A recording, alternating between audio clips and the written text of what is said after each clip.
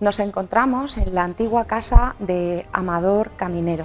Es lo que hoy en día se conoce como la Fundación Gregorio Prieto. Y hemos escogido este escenario para situarnos en uno de los edificios más emblemáticos de la Valdepeñas del siglo XIX, que desgraciadamente ya no está en pie, como era el Círculo o Casino de la Concordia, que justamente se situaba enfrente, en esta misma calle Pintor Mendoza, al otro lado del lugar donde nos encontramos. Estamos hablando de un círculo muy aristocrático, el Círculo de los Señoritos, como lo llamaban. Era un lugar de representación y proyección social. El ser presidente, vocal o secretario, incluso tesorero de uno de estos círculos, implicaba para esta burguesía del siglo XIX una forma de representación de su condición social dentro de la sociedad valdepeñera. Aquí estaban, a principios del siglo XX, pues exdiputados provinciales o, por ejemplo, el tesorero era el encargado de la comisión de festejos del ayuntamiento, Nocedal. Estaban también Leocadio Morales, el antiguo bodeguero, o los Caminero, también Eduardo García Caminero, que era su presidente en ese año de 1914. También los obreros intentaron reproducir este modelo burgués en otra serie de sociedades obreras, pero con una función, además de recreo y formativa, como eran las escuelas dominicales, también una formación de socorros mutuos, un lugar para la formación, para la asistencia mutua, reproduciendo ese modelo de estas sociedades de recreo. Vamos a indagar en dónde se encontraba este edificio del que no queda nada en pie.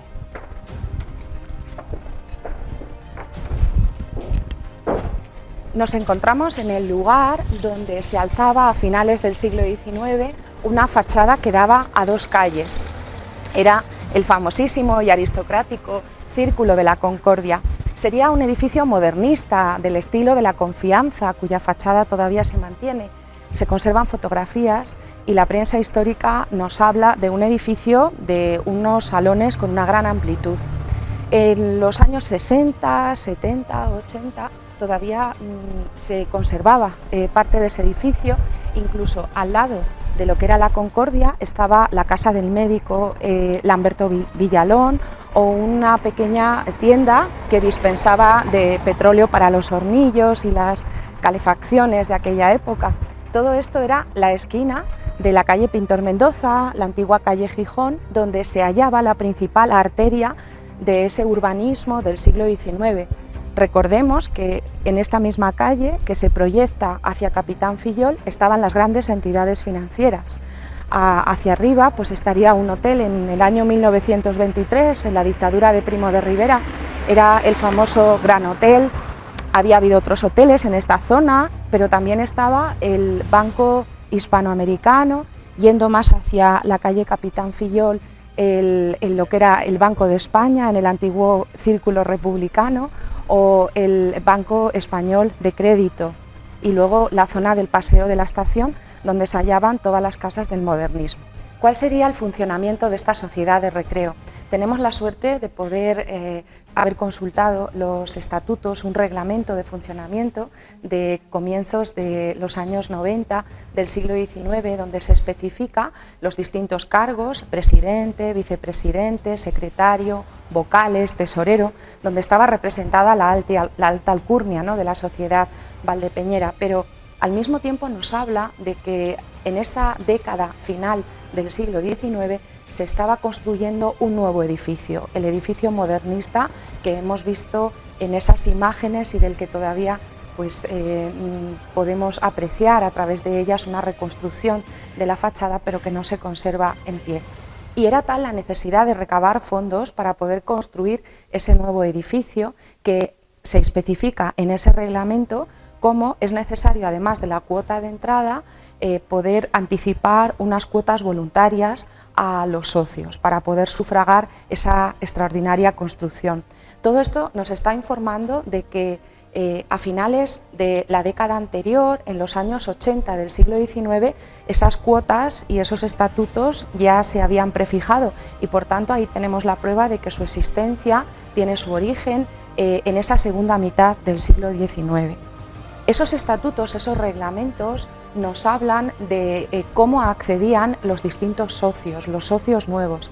Había un sistema de votaciones que consistía en que cada socio nuevo tenía que ser presentado por 2 socios, el padre presentaba a su hijo y por un método de insaculación en una bolsita de terciopelo rojo se extraían unas bolas y debía haber pues, una unanimidad en el advenimiento de los nuevos socios. Eran sociedades muy cerradas, sociedades elitistas y con unos reglamentos muy estrictos tanto de acceso como de funcionamiento interno, pues para ellos era muy importante, como se refleja también en estos documentos, las reglas de la urbanidad, evitar las discusiones políticas o religiosas acaloradas y la buena sociedad, esa sociedad burguesa de estas grandes élites políticas y económicas del casino de raigambre aristocrática de la Concordia. Además, había 3 tipos de socios: los socios numerarios, que eran socios de carácter permanente, los socios eventuales, que por razones de su trabajo o un desplazamiento por un cargo estaban en Valdepeñas, no de forma permanente sino temporal, y los transeúntes. Durante 15 días se le daba acceso a esos salones. También tenía un personal contratado. Estaban los conserjes, que tenían que hacer el inventario del mobiliario, estaban los criados, dependientes, los que atendían a los señores cuando tomaban el té o cuando leían la prensa, pero a este personal contratado no se le permitía ni tener ningún tipo de trato familiar con los socios, ni poder permanecer delante de ellos sentados con la cabeza cubierta por un gorro, ni tampoco leer prensa. Ahora sí, podían alojarse en habitaciones propias del círculo.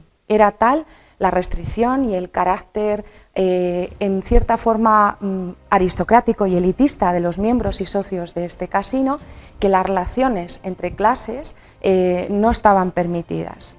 También había reposteros que organizaban esos grandes ágapes. Tenemos que imaginar esta sociedad de recreo de la Concordia como un lugar con unos salones muy espaciosos donde se desarrollaban eventos de gran interés social. ¿Cuál sería la distribución interna de este espacio? Tendría doble altura, un piso bajo y un piso principal que daría a esa fachada a doble calle. En las fotos, en la fotografía histórica, se ha encontrado que en la fachada que daba a la calle Pintor Mendoza había un mástil del que podía izarse una bandera. De hecho, uno de los hechos más significativos es que en un momento, en esos años 20, vino la Tuna de Salamanca y las madrinas de la banda estudiantil salieron a hacer los honores a esos balcones. Tenía que ser una imagen portentosa de un edificio modernista con sus molduras y unas características bastante significativas de la riqueza que encarnaba esta institución, este aristocrático círculo. Pero, ¿qué tipo de imágenes se conservan de su interior? Tenemos en 1914 2 fotografías, una es del vestíbulo y otra es del salón principal. Se hablaba mucho de los salones de la Concordia, incluso se sabe que había un cuadro de Gregorio Prieto, de su primera etapa, que bien estaría al fondo de la escalinata principal de acceso o en una ubicación perfectamente visible. Los espacios eran muy amplios, pero aún así, y a pesar de que se celebraban bailes de carnaval, de Año Nuevo, había salones de té, pues el espacio era necesario ampliarlo. Se habla de una reforma en el año 1928 y que se aproveche para ello la amplitud de las salas de los salones de la planta baja. Entonces hubo una reforma en esos años, en los mismos momentos en los que se estaban reconstruyendo también los edificios de otras instituciones financieras, ese año de 1928, tan importante para esta calle. ¿Y qué tipo de actividades se podían desarrollar en estos grandes salones de la Concordia? Pues tenemos constancia, además de los bailes, esos bailes de carnaval. Hay uno, por ejemplo, en el que en esos años 20 vino una orquesta de Madrid que durante 3 noches estuvo amenizando un baile de máscaras y se destacaba entre los disfraces el de Doña Francisquita, uno de los personajes de una verbena muy popular en Madrid, basada en una obra de Lope de Vega, La discreta enamorada. Eran bailes de disfraces, bailes de lujo y ostentación a los que solo podían acceder los socios varones acompañados de su familia y estaba totalmente prohibido el acceso a los no socios por esos estatutos tan rigurosos. Asimismo, eran famosos los conciertos al atardecer de la Concordia y los salones de té, donde se servía en esas verbenas el chocolate, había chocolaterías ya en Valdepeñas, el té inglés, aparecía el ice cream soda, algún tipo de modas victorianas de ese finales 19, estaba llegando la cultura de otros países con un gran poder adquisitivo para estas élites de nuestra localidad. Y además de esos bailes que solían durar hasta la madrugada, esas orquestas que amenizaban y esos conciertos al atardecer que tan famosos eran, pues también tenían cabida aquí en estos grandes salones las bodas de los socios. Es curioso que se diferencia entre bailes tradicionales, bailes clásicos y danzas modernas, en alusión en concreto al charleston. Sabemos también por la prensa de la época que ya había peluquerías en Valdepeñas que hacían unas ondulaciones en el cabello que estaban a la moda de los años 20, de Francia, de la vecina Francia. Es curioso comprobar cómo a través de estas arquitecturas y de la moda y de los gustos gastronómicos y de este tipo de entretenimientos tan elitistas está llegando a Valdepeñas en su momento de mayor apogeo las modas de Europa, tanto las inglesas como las francesas. La historia del Casino de la Concordia es la historia de finales del siglo XIX y hasta bien entrado el siglo XX. Es la historia de una institución de recreo, de reunión política y social en la que la sociedad valdepeñera fraguó uno de los momentos más importantes de su historia reciente.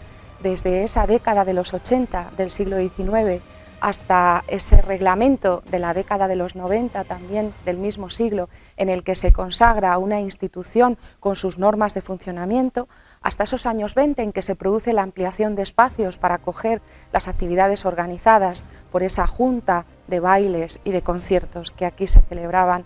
Llegamos al siglo XX con un edificio que empieza a entrar en desuso.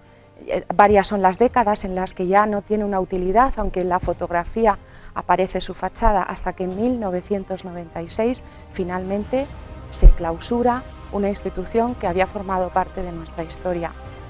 Debemos imaginar la sociedad de Valdepeñas como una sociedad nutrida, rica en matices, con esos grandes bailes, esos salones, el té que procedía de Inglaterra, el chocolate de ultramar, esas bebidas espirituosas, ese anís producido en las propias bodegas de Valdepeñas que iba al otro lado del Atlántico, esa afluencia de riqueza, de matices sociales, de diversidad en el que los reposteros y las orquestas de Madrid, esas primeras pruebas del cine que llegan aquí a la localidad, cómo tenemos una afluencia muy importante de todas esas corrientes y tendencias que van a hacer de Valdepeñas en esos momentos del cambio de siglo al comienzo del siglo XX una de las ciudades más populosas y más afamadas de toda la provincia.